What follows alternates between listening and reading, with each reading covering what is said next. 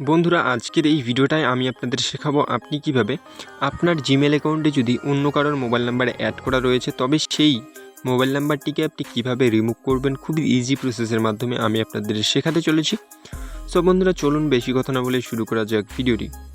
So বন্ধুরা, সেজন্য আমরা চলে আসবো প্লে স্টোরে। আপনি গুগলেও চলে যেতে পারেন সরাসরি। ডান সাইডের কোনায় লোগোর আইকন দেখতে পাচ্ছেন, এখানটাতে একবার ক্লিক করব। ক্লিক করে দেওয়ার পরে ম্যানেজ ইওর গুগল অ্যাকাউন্টের উপরে একবার ক্লিক করব। ক্লিক করে দেওয়ার পরে আমরা এবার চলে আসব পার্সোনাল ইনফরমেশনে।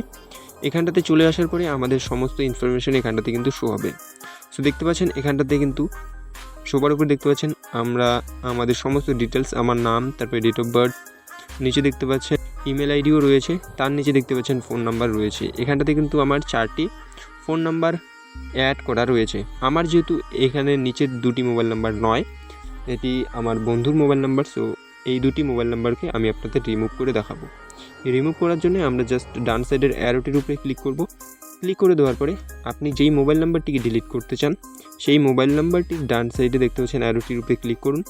ক্লিক করে দেওয়ার পরে আবারও এখানটাতে একটি অপশান আসবে, দেখতে পাচ্ছেন ডান সাইডে ডিলিটের, এখানটাতে ক্লিক করে জাস্ট আপনি রিমুভ নাম্বারের উপরে ক্লিক করুন।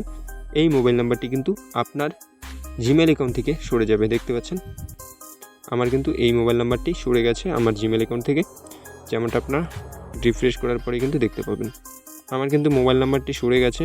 আর এখানটাতে কিন্তু শুধুমাত্র এখন একটি মোবাইল নাম্বারই শো হচ্ছে।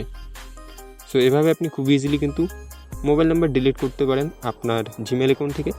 সো বন্ধুরা, নিশ্চয়ই বুঝতে পেরেছেন। ভিডিওটি হেল্পফুল থাকলে লাইক, কমেন্ট, শেয়ার করবেন। ভিডিওটি সম্পূর্ণটা দেখার জন্য অসংখ্য ধন্যবাদ।